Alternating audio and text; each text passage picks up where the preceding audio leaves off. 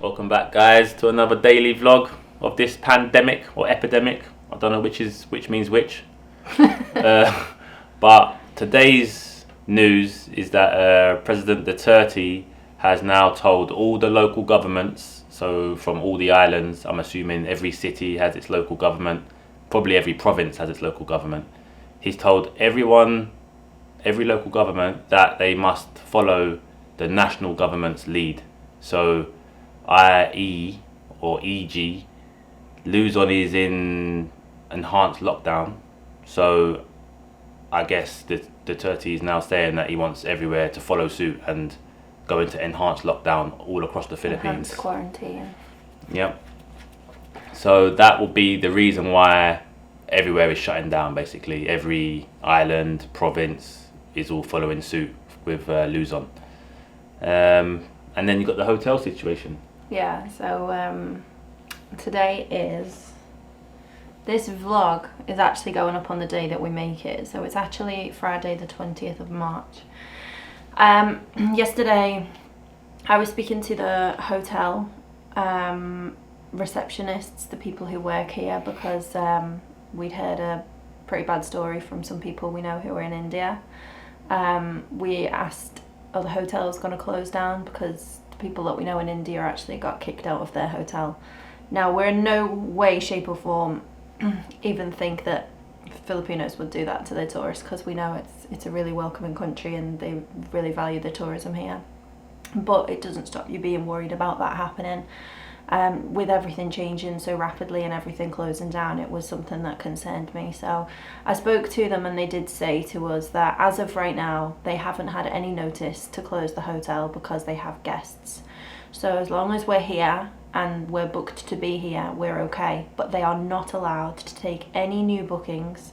They are not allowed to take any guests off the street because they don't know where they've come from or what they've got, how healthy they are. And it's to stop people from travelling around, moving place to place. And if you have no guests, then they will be closing. So as of yesterday, from my conversation with a few staff, from what I understand, in Iloilo City alone, I think around 14 hotels have been closed who had no guests. So she said to us, as long as, while you're here, you extend at least the day before you're due to check out, you then will remain open. And I said, so we're not going to get kicked out? And she said, no. As far as I'm aware, we're staying open because we have guests. So that was a relief. But it doesn't take that little bit of worry away. The other concern is obviously the exchange rate. It's dropped dramatically, which means that even though we've got money to keep us while we're here, we are likely to run out of money sooner, because when we transfer our money from English pounds to peso, the fees that we have to pay, the transaction fees that we have to pay on the ATMs if Palawan closes, are quite high, because we have to pay a fee in England, a fee here, and the exchange rate. So we lose quite a lot of money each time, and you're only allowed to withdraw 10,000 at a time. So our concern is about obviously Palawan closing as well, because we have cash on us to keep us, but if things continue, then obviously we're going to kind of run out of that sooner than we expected. But as of right now, we're okay. We're grateful that we've got a roof over our head, and I've seen some comments saying, oh, as long as you've got Wi-Fi, quite sarcastically, but I think people forget that we need the Wi-Fi, not for the vlogs. YouTube isn't important in this situation. It's just something that we're doing to keep us occupied while we've got absolutely nothing else to do. But I think what people forget is, like, we're 8 hours ahead in time difference to our family, and we're on the other side of the world. And this isn't just happening in the Philippines, it's happening absolutely everywhere. And London and England right now is in absolute crisis, isn't it? It's just seems like it's falling apart. There wasn't enough action taken quick enough. And as a result, it's got a bit out of hand and everybody's panicking. So my mum is high risk. My grandparents are high risk because they have very serious health conditions. And obviously my grandparents are older as well. So the internet is important to be able to get peace of mind and keep in contact with those people, and also be able to keep ourselves sane by speaking to the people who, you know, we need to keep in contact with. So It's been a bit stressful, hasn't it? Still got a swimming pool. We do. We're trying to find the positives. We're still trying to laugh about things. Like, we're still trying to, keep ourselves in a good state of mind. Food's good. Food is real good, by the way. Real good. So, as long as the hotel stays open, we are all good, barring the money situation. But the most important thing is the hotel. Yeah, and they did say to us yesterday as well, don't worry about the supermarkets closing. There has been some panic buying in the Philippines, but it's nothing to worry about. It's not as bad as London. And the receptionist joked that she knows people in London and they can't actually buy anything at home because there's nothing there. She said panic buying has begun in the Philippines, but don't worry because we're a hotel. And I said, have you got plenty of stock? And she said, we've got enough to feed you, don't worry about it. You don't need to panic buy. So we're fine for food, roof over our head, internet, and we've got enough money for now to keep us going. You crying? Yeah, because I'm stressed. Ain't that stressful? Got a swimming pool downstairs. I know, I'm going to go and lie about that swimming pool as soon as this is finished. Sunbathe, look how white I look. Look how pale I am. Pandemic and she just wants to go and sunbathe. Typical. I need some vitamin D. So yeah, that was the most important things that's been happening today. The local government being told to follow the national government, which means basically as well that I suppose anything that happens in Luzon is going to apply to all of us outside of Luzon as well. Yeah, the other thing is visas. Visas, yeah. So we've been checking like the news and stuff. Some people said to follow Iloilo government Facebook page, so I've done that. Just to kind of keep up to date from the horse's mouth, we would say in England, rather than rumours and, or hearsay. It comes straight from them. So I followed them on Facebook, and I also read somebody had screenshotted and posted in there about visas. So apparently, no, there's not going to be any issue of a visa on arrival for anyone who flies into the country. Anybody new, that they're not going to be issuing visas. There's still a bit of uncertainty about visa extension. We still have a little bit of time on ours, don't we? We still have some... We've got like 3 weeks on our visa for 59 days. But... what happens after that? I think it runs out maybe just before the end of the lockdown.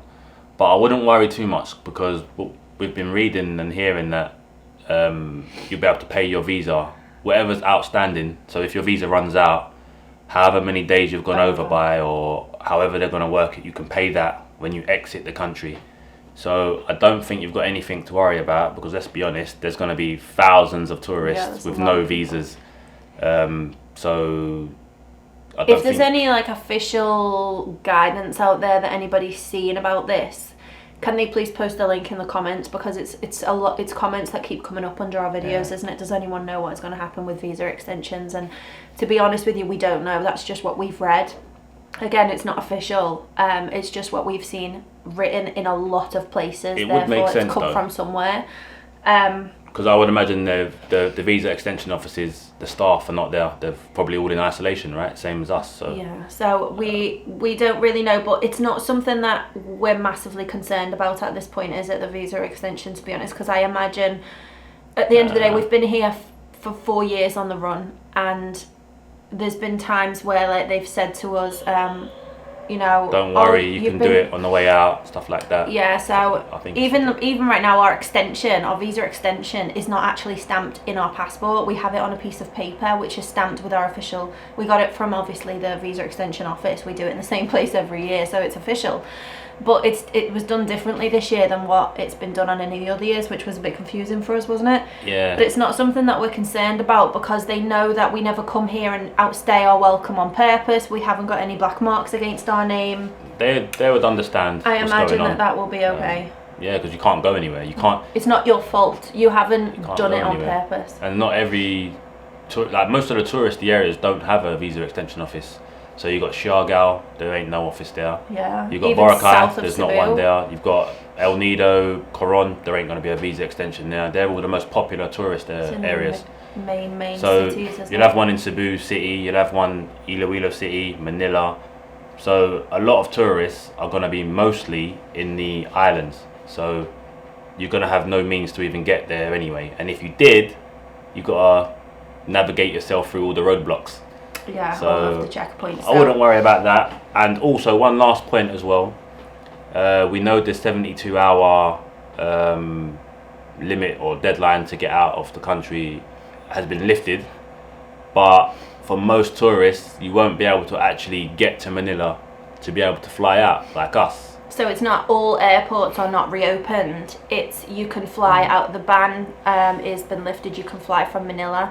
Clark is still operating apparently, but we got an email yesterday telling us that our flight from Clark has been cancelled. So even though the airport is open, airlines are still cancelling flights. Remember, we've got 5 flights outstanding and they're just being cancelled one by one. So the most recent one is for Clark, and that's due to leave on the 23rd, which is in 3 days time, and as of right now that's been cancelled. So I think only Manila has the flights out, yeah, but you can't get across the Philippines. That's the problem. So if you're not on Luzon, you've got no way of getting. Or Cebu. I know Cebu apparently, as of my friends in Cebu literally just messaged me 10 minutes ago saying that they've been moved from their hotel to a hotel right beside Cebu airport in hopes that they'll be able to fly out in 2 days time. So apparently Cebu is still transiting people internationally, and I'm still waiting to hear back to see if they're still transiting people to Manila, but Iloilo airport is still closed. So even though we know the ban has been lifted, I think some people think, well, you can still fly out, so why aren't you? Yeah, that's the reason why we can't get to Manila. We've tried all week to phone our embassy, and our embassy are closed. The British embassy in Manila is meant to be open Monday to Friday, 8 until 4:45. We've rang every single day multiple times this week, haven't we? Yeah. And it says the embassy is closed, and it tells us the opening times, which obviously aren't right because they're not answering in the opening times. And so we followed the government Facebook page for regular updates, and we're kind of just playing it by ear at the moment because there's literally no other tourists around. We're the only foreign people. Iloilo isn't really a touristy city, is it? So we don't really know anyone else in this city, in this situation. So show yourselves if you're about. But that's why we haven't gone to Manila and left yet. Yeah. That's the reason. So I think, guys, we are all basically staying put until the 14th because of this local government following the national government thing. So I would assume there's going to be no flights until the 14th. So we're checking though, aren't we? We're just checking get comfortable. Skyscanner and stuff, and we'll check. The most important thing I think is to just check, like, whatever airport is near you, just check online to make sure that it's open or when it's opening, or just check it every day, once a day, just to double check when, because as soon as they open, I would imagine the flights will probably resume, but I can't see that really happening until the 14th, to be honest. yeah.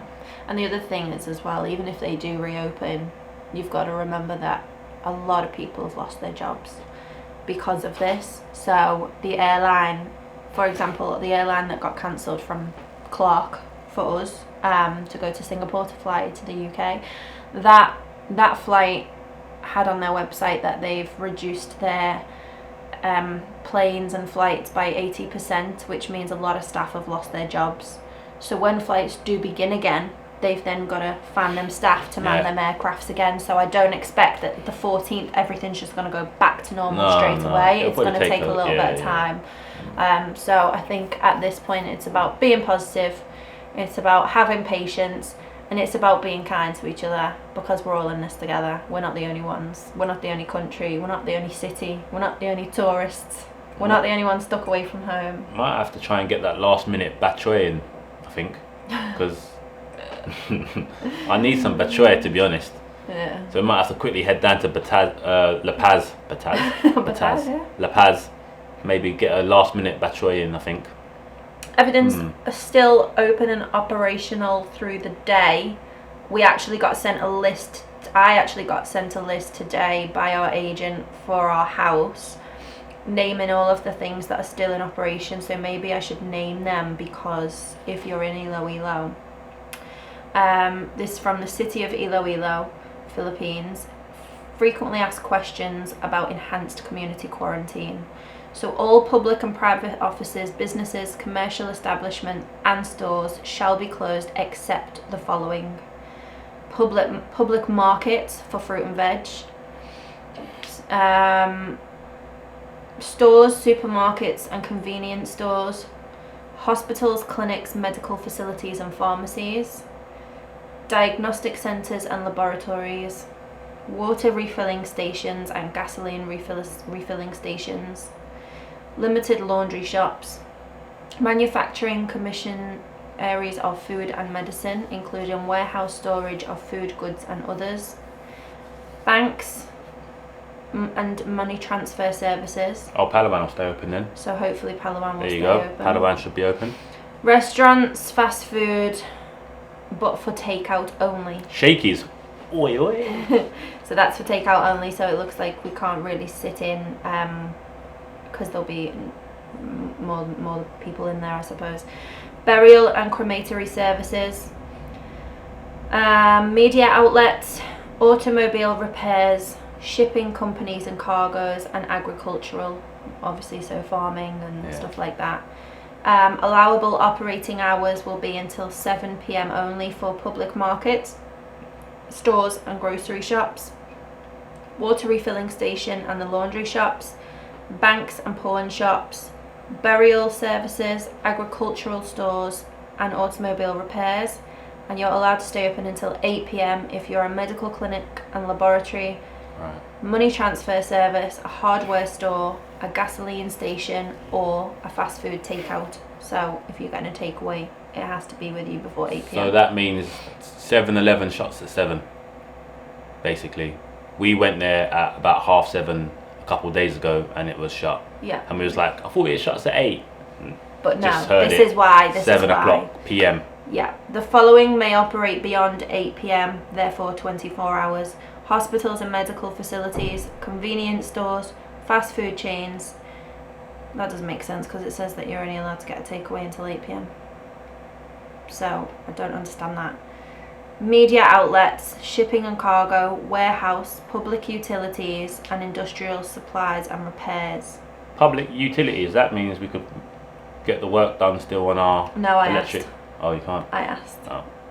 Okay. No building will be. So I asked about our house this morning. Obviously, I said that, you know, with it being enhanced quarantine, the builders and stuff are going to be sent home from finishing our unit.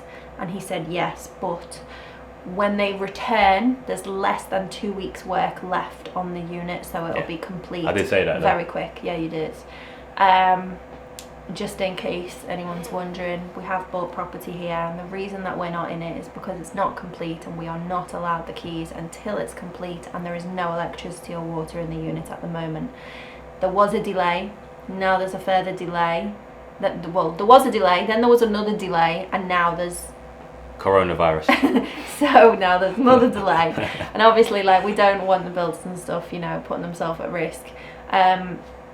It would be really handy if we could have our house to stay in. It would minimise our problems almost completely, wouldn't it? Yeah. But this is where we're at. This is what we're dealing with. So that'll resume as soon as everyone's allowed to go back to work. Now, requirements to open, which are preventative measures, disinfecting measures inside the workplace, provision of hand sanitizers and alcohol, no contact thermal scanners, accomplish a daily health checklist which should be available upon checkup, and sanitization protocol.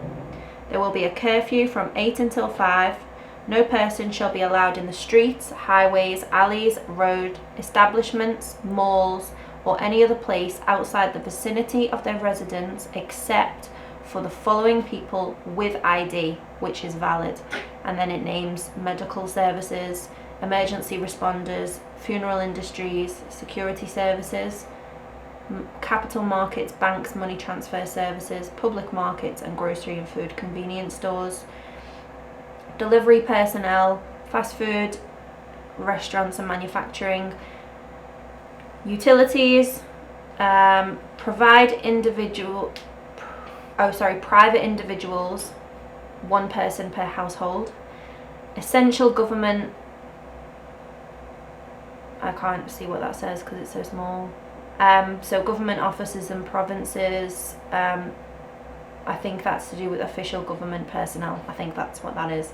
And national government offices, others will be continued on another slide. I haven't received the other slide. So in case anyone's wondering what it looks like, this is the slide we've received. I'm assuming each province will have their own one of them. It would make sense. Right? Probably, yeah. Each place. That's for Iloilo. This is just for Iloilo City, so. I think you can check on Facebook for your province local government. Yeah, that's but why I said we found it. before, probably best just to go by whatever happens in Luzon, to be honest. But there's no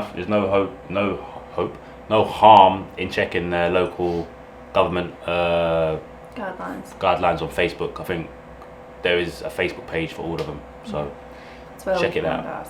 So yeah, that is it. We're gonna go and have some breakfast and do some washing. Yeah, we've got laundry soaking in the sink, so that was another problem yesterday. We had nowhere to do our laundry, so we spoke to our hotel and they were like, don't worry, we'll help you. We've got a rooftop, so if you wash it in your room, we'll hang it up for you to dry outside, because we're running out of clothes, aren't we? We are. So that's today's plan. That was the little bit of info today. Hope you guys are all safe and well, and we will catch you again in tomorrow's vlog. Enjoy your day. Peace. Captain Barangay.